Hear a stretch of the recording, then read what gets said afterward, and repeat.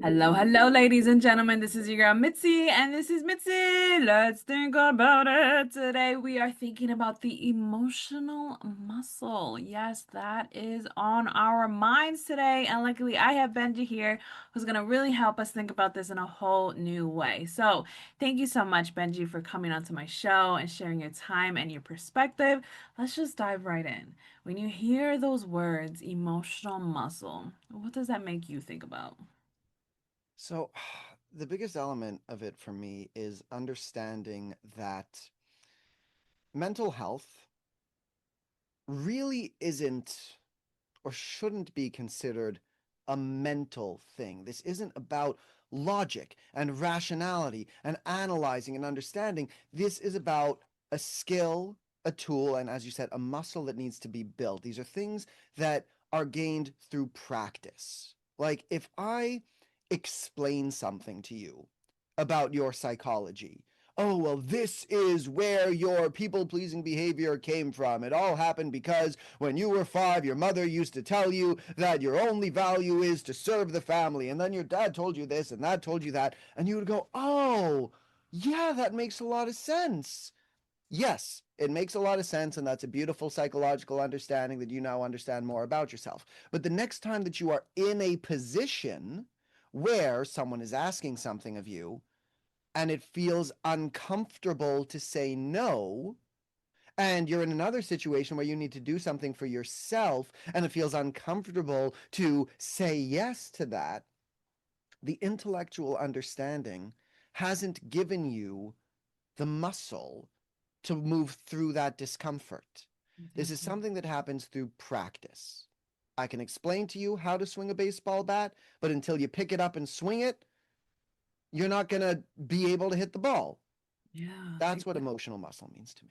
No, I love that explanation because it is about practice. And when you think about just a muscle alone, no other criteria when it comes to it. When you work on a muscle, work on your biceps, work on your abs, it's consistency. It's that discipline. It's that I'm gonna get it done. One day I'll have a six pack abs and it will happen one day. You know what I mean? That persistence, and I think we don't necessarily consider our emotions in that manner. And you're right. A lot of the times we think of it very logically, or we see a psychiatrist and they tell us these things, but it's also very deceptive because our mind can perceive things if we are told of what it is or what happened or what's the reason, but unless we actually understand it, we may not actually comprehend what is really grasping or what's really going on. So I really do enjoy the fact that you said it's not a mental thing. It's a muscle. It's something that we have to work on. The other thing with, the mind finding answers here is the mind is a pattern recognition machine. It Yeah. operates on pattern. Like, for example, you're looking at the screen right now, you're looking at my face, and only because you've seen a million faces before does the light hitting your eye actually make any sense to me, to you? If you had never opened your eyes before and then all of a sudden you open them and there's all of this light, you don't recognize what you're seeing. The Yeah. brain reality only operates based on pattern recognition. So the mind is always looking for patterns, which means that when you're looking for psychological answers, sometimes you'll even find patterns that aren't the patterns that should be found or the patterns that you're looking for. They're patterns that are false. So not only is it that the mental exercise might not get you the results that you want, but sometimes it will actually steer you off course because you're so desperate to find patterns and answers that you might find something that's actually just going to steer you in the wrong direction. Yeah, that's why we can mislead ourselves, we can misguide ourselves, and that's the reason why we can also believe lies as if they're truth and truth as lies because of those patterns that we are seeking, and we can have that tunnel vision. And let's say, for instance, someone says, "I'm a bad person, I'm a horrible person." Well, you're gonna find that in life. You're gonna see those answers because you're gonna be seeking it. So it really is um a difficult thing if you're not consciously aware of it. So I guess that is my next question. Do you have to be consciously aware of these patterns, or do you have to try to pay attention to which emotions you're building or breaking down? So I think there were maybe a couple of questions in there, but Yeah. let's start with this one. You asked, do you have to be aware of the patterns? So to a very real extent, yes, I think you have to be aware of the patterns that are playing out, but you don't have to be supremely aware of why the patterns are playing out. There are Mm, two levels to understanding why the patterns are playing out. Okay, so if you recognize that I have this habit of, I used people pleasing before, or I have a habit of getting very defensive when people bring up this subject that I'm sensitive on. Like we all get triggered. And these days, with the political divide being what it is, they're like, we there are such serious conversations to be had and things that we are so powerful about. And if we don't recognize when we are getting triggered, then we will allow ourselves to get frustrated and get defensive and get angry, and that's not going to lead us anywhere in for a positive conversation. So we don't need to understand. We do need to understand that we are getting triggered. But when it comes to why are we getting triggered, there are two sort of levels of looking at this. okay. One is the deep looking from your past psychological lens of where did that trigger come from? Like what I was saying before, when my mom said that to me, or when my dad said that to me, and when this happened, and when that happened, and this, that I feel is false. It doesn't get us anywhere. And that's what I'm saying. There will always be a pattern. Just also sometimes you can be sitting across from a psychiatrist or even just a person who really doesn't know you, but you give what, and I've experienced this many times, someone who doesn't know me at all. And I mention one tiny thing, which is not at all the reason behind my stuff, but they cling to that because it's the first thing they heard and they try and convince me, oh, well, that's why you do. And I'm like, no, you didn't even understand what I said because that's not the real truth. So Yeah. you don't need to understand the nitty gritty behind your past and your history of why this is happening. What you do need to understand is why this stuff happens in general. You don't need to understand how you built up your trauma and your limiting belief around that thing. But you do need to understand how trauma builds up as a general rule. Yeah. It's sort of like, because if we're, I do refer to what I do as emotional fitness training. We're talking about emotional muscle here. It's sort of like if you want to lose weight, Hmm. you need to understand how the body puts on weight and how it loses weight. You need to understand the general mechanics of the body and physiology so that you can understand, okay, well, I need to move my body. I need to restrict my calories because the calorie deficit is the main key to losing weight. You need to understand that stuff. But you don't need to understand, well, I'm overweight because of that night. That on that night I ate four pieces of pizza instead of two, and then the night before I ate three pieces of cake, and the night before like that's not going to get you anywhere. So there's the generic understanding of how your brain reacts to trauma and builds up defense mechanisms and how that leads to triggers. That is important to understand because without that, you will continually convince yourself to keep on going down those same patterns. But the Yeah. rest, the nitty gritty, it's not going to help. No, I understand. And that makes sense because I agree. A lot of the times people will listen without actually listening. You know what I mean? They're just scanning through what you're saying or what's being said and they're just trying to pick on one word and be like, "Ah, this is it. I knew it." And yes, exactly like you said, just run with it without even realizing everything else that was being said. And it's like we need to have a general idea of how it works. Like if you understand how the rain comes down and how air goes up in the clouds and all that stuff. That's basic understanding. But if you understand that, then you won't be surprised when it actually rains. You know what I mean? You won't have that surprise. And feel like that's the same way when it comes to our emotions. Am I getting that right? Yeah, not only will you not be surprised, but you won't be fooled by it. So I like to Mm, use the example of sweating. okay. Imagine that you didn't understand why you sweat. Okay. And let's say you hadn't really sweat before. So now the sweat comes up and, it can be a little smelly and a little sticky and a little uncomfortable. So when the sweat comes up and now you start freaking out, oh no, what does this mean? Am I sick? Am I dying? Am I about to explode? Like I've never experienced this sweat before. It's a weird thing and it freaks you out because you don't understand it. But if you Mm-hmm. simply understand, oh, yeah, the body sweats when it's hot and it's overheated and it's doing this so that it can keep my body temperature cool, then you don't get fooled by what's going on. So the same Yeah. with our emotions. If we understand that we get triggered when we feel unsafe, then we can understand, oh, wait a minute, this anger that I have right now, this judgment that I'm giving towards the other person, it's not actually because I'm angry at the person, or it's not actually, there's no real problem here. All that's really happening is I feel unsafe. And Yeah. for most of us in our daily lives, 99% of the time when we feel unsafe, we're not actually unsafe.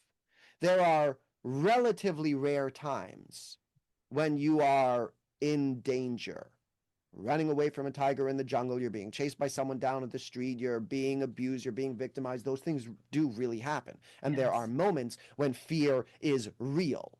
But when you're having an uncomfortable conversation with someone, when you're nervous at a job interview, when you are late for work, this kind of thing, and you're like, you're feeling this fear, Mm-hmm. which is like you're not actually in any mortal danger. And like maybe I'm getting a little off topic from the question asked, but I feel like bringing this up. A lot of people, um, we don't understand the role that fear is meant to play in our lives.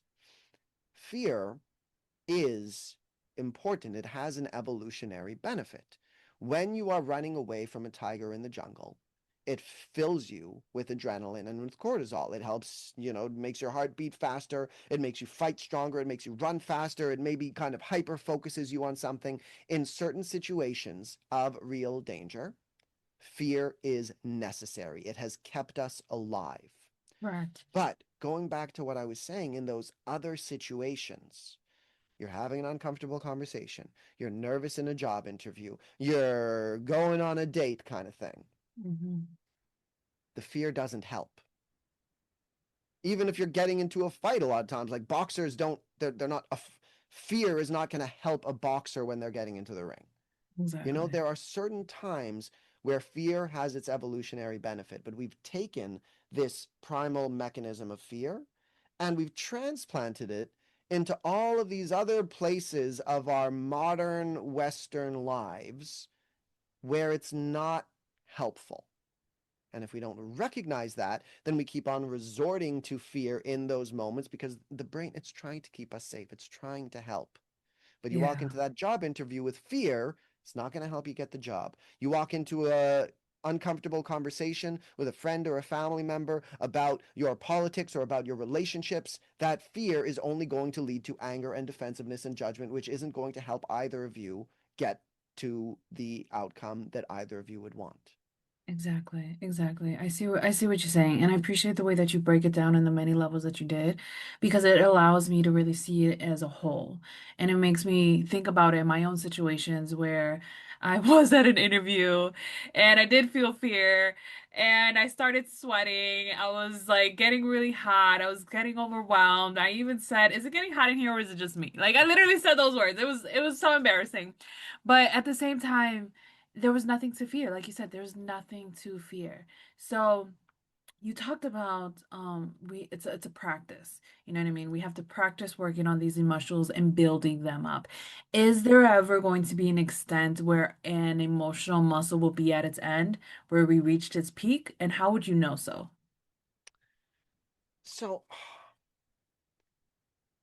I think that the way that you asked that question, the answer is no. There's never an end to this. Or like if there is, it's when you become the Buddha and like okay, let's say I think of the monks who like I don't know, I hear these stories of monks who like burn themselves alive in protest and they just sat there in the fire without screaming, like okay, maybe that. But that's not, I don't even know if that's a real story, and that's certainly not a realistic goal for any of us. But I was also actually talking to someone else in the mental health field, and he was using this metaphor because he's actually working. We're working together to start creating something sort of like the ice bucket challenge, to bring awareness to mental health. It's what he calls pinned to purpose. Okay. And the idea here is that he wants to get people to do like bench presses with just a light, the regular bar, which is the 45-pound bar. And you do it until you can't do it anymore. And everyone has a limit.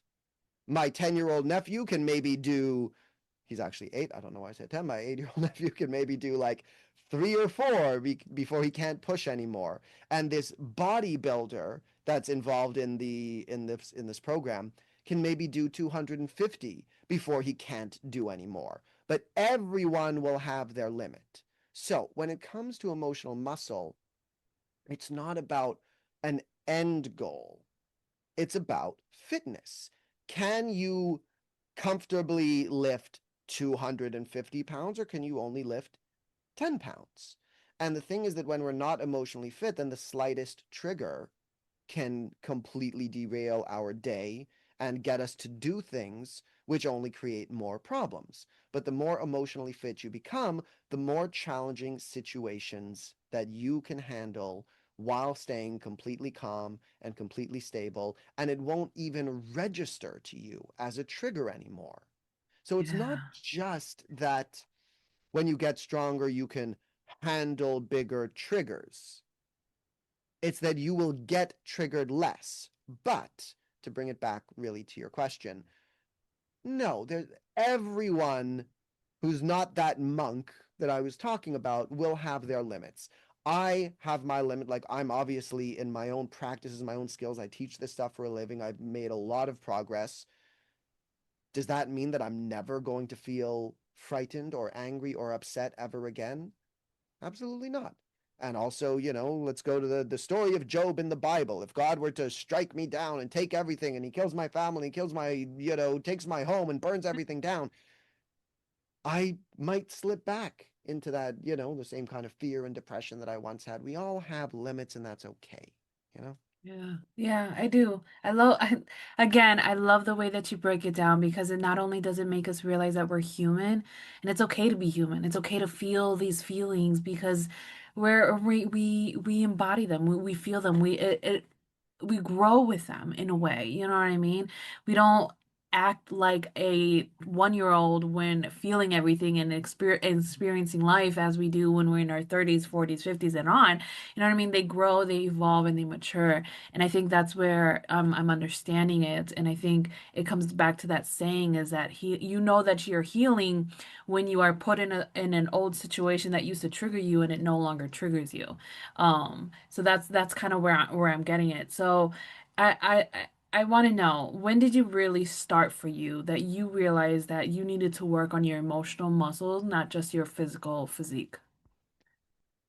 Oh, I mean, you could talk for 10 hours about that, and there are all sorts of different stories and places. And that question can take me in many different directions, some of which I'm not sure are the conversation we want to go down. Um, so I'll go with this part of the story. It was probably about 9 years ago by now.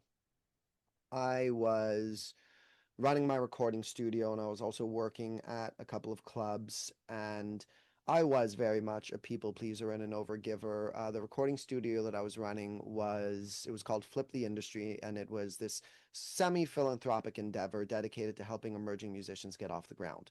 Partly from an ideological standpoint, but partly just because I didn't feel confident about myself. So I covered up my self doubt with this ideological principle. So I charged as little as possible.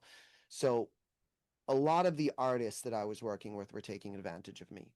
And Mm, there was a whole long story there. And at the same time, I was working at this club, which again, massively long story. So just the nitty gritty important details is it was a very emotionally unhealthy environment. And I didn't recognize that at the time. I didn't realize the way that people were being emotionally abusive to me. And then as a third part, I also fell madly in love with a woman there who, like, we were seeing each other for a while, and she had told me that she was a sociopath. And I knew that she was an alcoholic and she was suicidal, but I didn't understand. I didn't believe her that she was a sociopath. We still have kind of debates about it to this day. Um, but so when emotions Like for the first few months that we were seeing each other, we were just hanging out. And then we finally had a conversation one day of like, what are we? Are we a couple? Are we not? And we both decided that we're not. But then it was like a month or so after that conversation, something happened. Again, long stories. The emotions became real for both of us. It became serious. And so like, my heart massively opened up to her, and her heart closed off because she couldn't handle emotions. So when the Mm, emotions became real, she pulled away. She's like, no, I don't deal with real relationships and real emotions. Like, I'm happy it's superficial. So, it created a massive, all of that together created a massive perfect storm of emotional distress. People were taking advantage of me, people were emotionally abusive to me, and I was madly in love with this woman who felt kind of this, if she could feel, but like then all of a sudden pulled away and wouldn't even have a conversation with me about it because she couldn't handle that conversation. So she ghosted me while we were still working together in a highly sexualized environment, because it was the club that we were at was that sort of thing. So um, it just created this perfect storm where it tore my life apart. It was the worst period. Like, I had dealt with anxiety and depression for years and years and years, but that became worse than it ever was. I couldn't focus on anything anymore. I had to shut down my recording studio. I got fired from the club because I started acting completely unsustainable. Like, I lost my mind. It was just, I mean, psychosis would be the best word for it. I completely lost myself in all of that emotional pain and in the artist and performer's lifestyle and just everything that was going on. And bit by bit, I was just kind of led, if we're going to look at it from the spiritual lens, from the universe, just led to the ideas and the understandings that I needed to push me into this healing journey. I'm very uncertain what I believe about spirituality or the other side, but this is the closest thing to destiny or fate that I will ever experience. Whether or not yeah. it was actual destiny and fate and the universe pushing me in that direction, or it was just when you learn a lesson and you look at it in hindsight, it feels that way. I Yeah. don't know, but Yeah. one way or another, that's what led me to this work. Well, that's good because sometimes we don't realize we need all of these walls to close in on us to realize it's time to focus on ourselves. You know what I mean? So many times we can be in a selfless season of our life and selflessly help people selflessly, selflessly, selflessly. And then we don't realize that we're neglecting ourselves and that we're abandoning ourselves and to a degree hurting ourselves. And I think it's safe to have these moments of selfish seasons because it's okay to care for yourself. It's okay to look within and see what's going on and really decipher what you want and what you don't want and what really matters and what doesn't really matter. We need to walk that crossroad at one point in our lives, no It's matter how it's given to us. You're absolutely right, but it's actually so much more than that. Remember, look, I kept on using as an example people pleasing, Yeah. when we're getting triggered, this and that.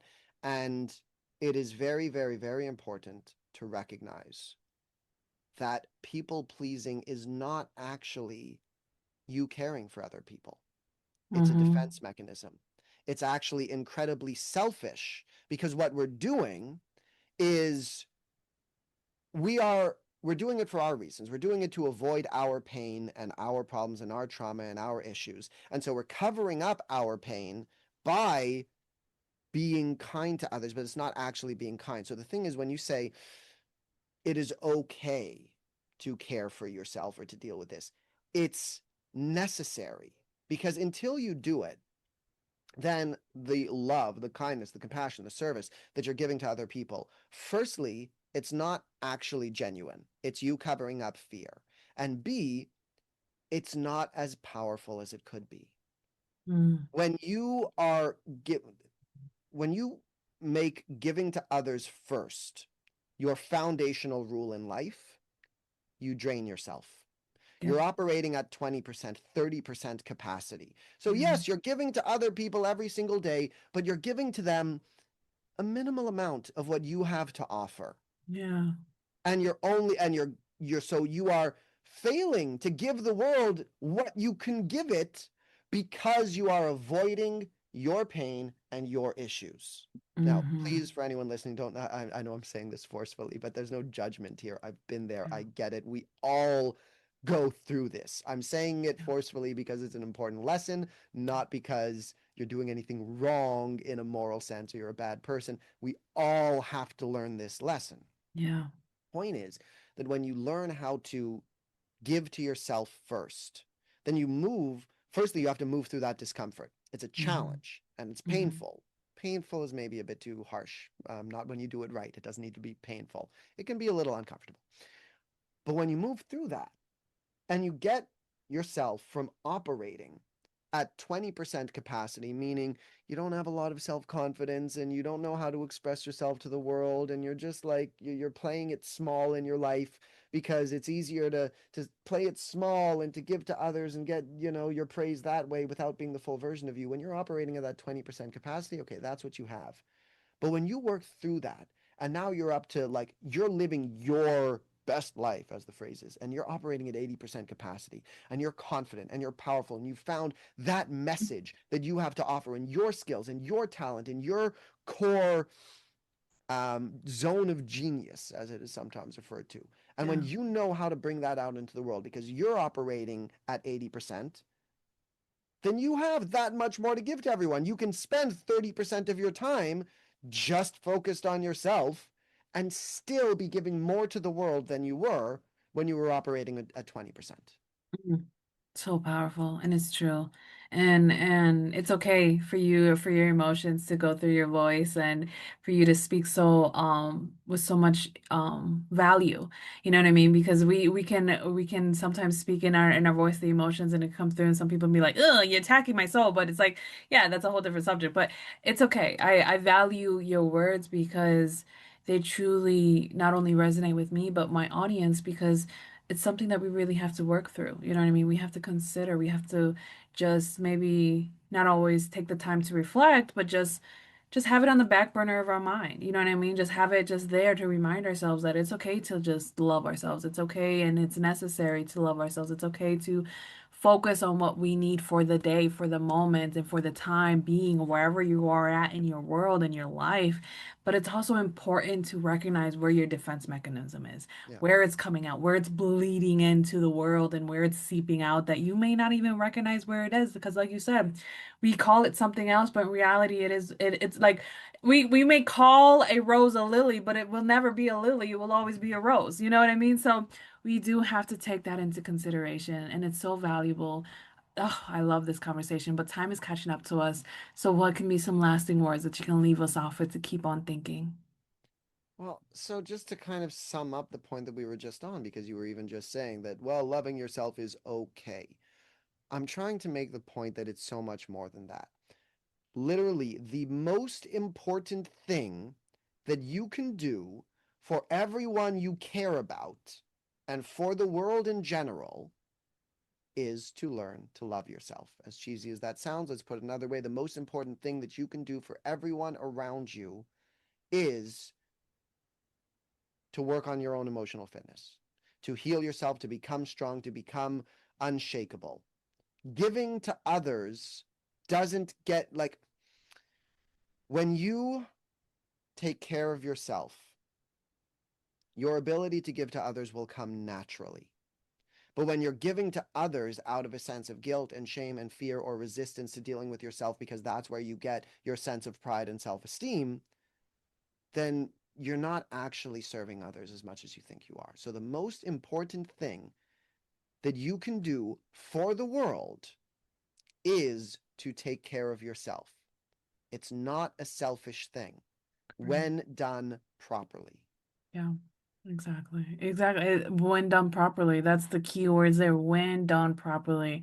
Because, man, we can deceive ourselves into so many things, not even realizing that's what we're doing. You know, it goes back to the beginning of our conversation. And it's those patterns. It's what we're seeing and it's what we're focusing on. That tunnel vision, you know, or those blinders, they do take a toll, and we have to recognize all of that so that we can truly start loving ourselves. Because, man, I've been in that situation where I thought I was doing what I needed to do for everyone and everything. And I was draining myself to the point where I couldn't do it anymore. So then I had to set up boundaries. And now everybody was like, I don't even want to deal with you because now I don't can't have access to you in the same way that I used to have access to you. And I'm like, it's okay. I I had to be okay with it. Like, it's okay. It's okay if you don't no longer want me in your life because I have set these boundaries, I have set these regulations. And if you want to tell yourself and everybody else a different story, then that's fine too. But I know my truth and I know where I stand and I feel a lot better without you in my life anyways. You know what I mean? Yeah. So I think that having So that peace of mind is also good as well. Go ahead. yeah. So there's just one thing. So to clarify that point of what does it mean when done properly? To put it simply, this is the important piece that people need to take away from this so that they don't misinterpret that advice that I just gave them. Yes. Tell us. Being cruel to others, being genuinely selfish goes against self love. You cannot be cruel to others while loving yourself. Mm-hmm.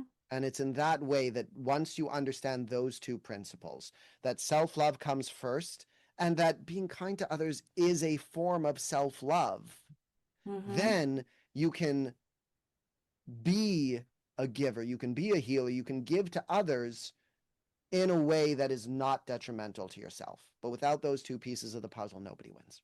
Yeah, there you go. Nobody's a winner if you ain't putting those two pieces together, ladies and gentlemen.